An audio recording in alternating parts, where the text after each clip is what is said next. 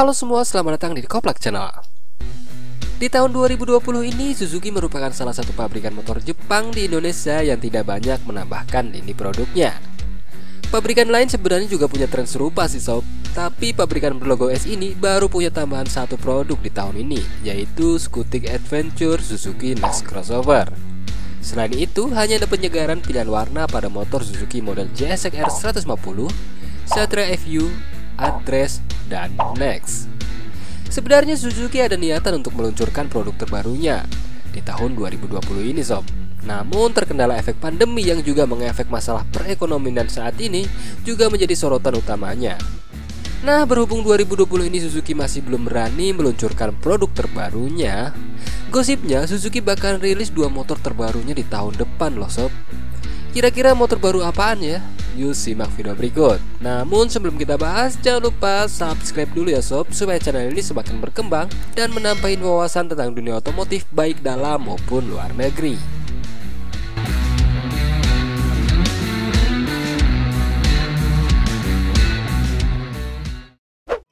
Suzuki Indomobil Sales atau SIS menjelaskan menunda peluncuran 2 produk sepeda motor baru pada tahun ini karena situasi pandemi COVID-19. Satu produk baru itu dikatakan merupakan model baru yang belum pernah dimiliki Suzuki sebelumnya. Sementara satu lainnya adalah model penyegaran ataupun facelift. Johan Yahya, Tuwel Sales and Marketing Department Head SIS, menjelaskan model baru itu sebenarnya sudah 100% siap diluncurkan sob. Meski begitu, perilisan ditangguhkan lantaran disebut pasar belum siap dalam situasi pandemi. Nah, menurut kalian kira-kira produk Suzuki terbaru apa yang akan meluncur tahun depan? Yuk kita terawang satu persatu sob.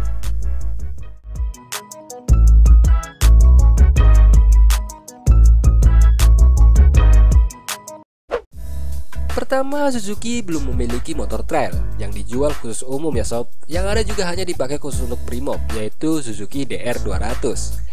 Sementara rivalnya untuk kelas trail 150cc sudah lama diluncurkannya, seperti Kawasaki dengan KLX 150, Yamaha dengan WR155, dan Honda dengan CRF 150.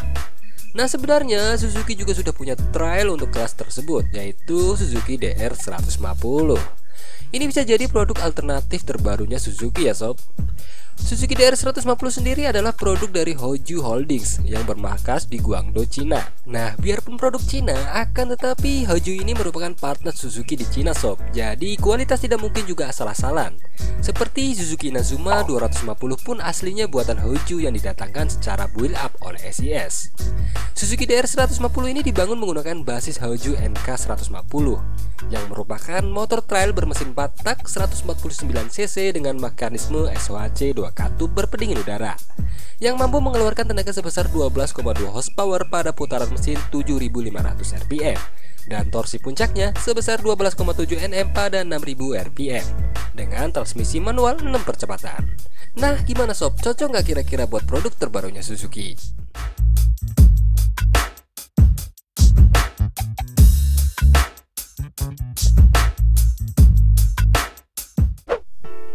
Terawan kedua adalah Scootic Retro. Nah, ini sebenarnya yang kita tunggu-tunggu ya sob. Jika Yamaha punya Vino dan Honda juga baru saja rilis yaitu All New Scoopy, Suzuki juga punya sob. Skuter matic bergaya khas Eropa yaitu Suzuki Saluto 125. Modelnya yang ciamik serta fiturnya pun kekinian. Jika melihat sektor depan, Suzuki Saluto 125 ini sudah dibekali LED headlight dengan frame chrome, LED RL, dan lampu sein. Instrumen panelnya masih menggunakan speedometer analog dengan MED digital di bawahnya. Bagian belakangnya pun kental dengan nuansa Eropa. Itu tak terlepas dari bodi rektangular dan dipadu LED taillight U-shape, dan bel belakangnya tampak sederhana berbalut chrome. Untuk fiturnya pun gak main-main sob, seperti keyless dan USB port serta bagasi yang luas. Skutik yang pertama kali diluncurkan di Taipei World New Car Show 2020 ini dihargai dengan harga $78.000 Taiwan atau setara dengan Rp35.600.000 rupiah. Nah, apakah Suzuki Indonesia tahun depan bakalan memboyong Saluto 125 ini untuk produk terbarunya nanti? Atau mungkin dirakit di sini dengan menggunakan mesin basis dari Next atau Address untuk meminimalkan budget penjualan? Gimana sob menurut kalian?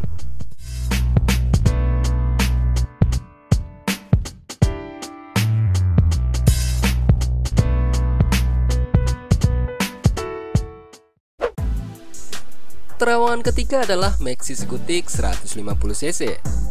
Di Indonesia, khususnya pasar Matic kelas 150cc memang lagi rame-ramenya.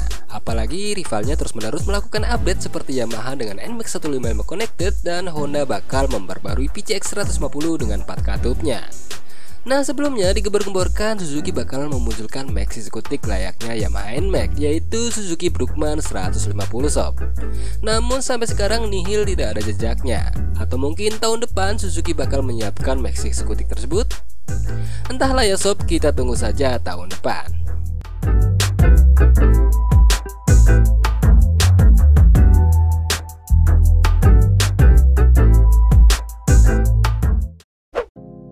Dan terawangan yang keempat adalah Suzuki GSX 250R atau Gixxer 250. Nah, untuk kelas sport fairing 250cc, Suzuki Indonesia sama sekali diam, tak bergeming ketika rival-rivalnya sudah meluncurkan kelas sport fairing 250cc. Seperti Kawasaki sudah dari dulu meluncurkan Ninja Batak 250cc 1 silinder ataupun 2 silindernya, bahkan sampai meluncurkan 4 silinder untuk kelas tersebut. Yamaha dan Honda pun memilikinya, seperti Yamaha R25 dan Honda CBR 250RR. Padahal di luar sana, khususnya Suzuki Global telah meluncurkan GSX 250R 2 silindernya dan Gixxer 251 silinder di India. Tapi kenapa Suzuki Indonesia enggan menampilkan sport fairing 250cc tersebut?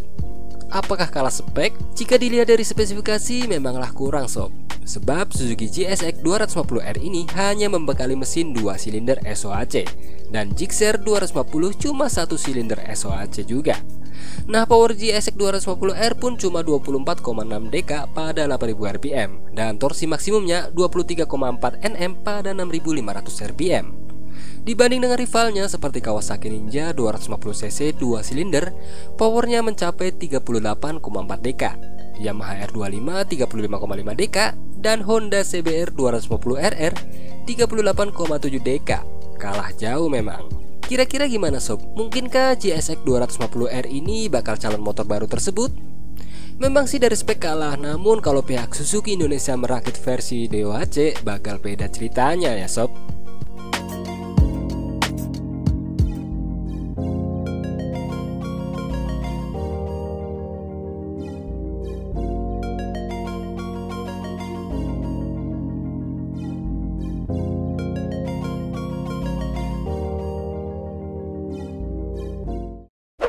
Nah, yang terakhir perubahan tampilan atau facelift. Suzuki Indonesia juga bakalan meluncurkan versi facelift dari produk terdahulunya, entah skutik ataupun sportnya seperti GSR 150 atau GSX 150. Suzuki masih merahasiakannya sob. Jika kita melirik ke belakang, Suzuki GSR 150 inilah yang paling cocok untuk facelift. Karena GSR 150 ini pertama kali dikenalkan yaitu pada ajang Indonesia Motorcycle Show IMOS pada tahun 2016 dan diluncurkan pada awal tahun 2017. Sudah lumayan lama memang. Dan seharusnya GSR 150 memang waktunya harus ada perubahannya ya sob, baik desain ataupun di kaki-kaki. Secara rivalnya pun sudah mengubah sport fairing 150cc nya dengan menggunakan kaki-kaki model upside down seperti Yamaha R15. Begitu juga Honda CBR 150R yang terbaru bakalan mengubah update total atau mengaplikasikan upside down. Gimana sob menurut kalian? Pantaskah GSR 150 ini facelift? Nah sob, itu semua hanyalah terawangan yang menurut saya Suzuki harus bangkit untuk melawan para kompetitornya. Jikapun melenceng, mohon maaf ya sob. Ini hanya informasi supaya Suzuki tidaklah budak akan keinginan konsumen selama ini. Jangan lupa berikan komentarnya, semoga bermanfaat.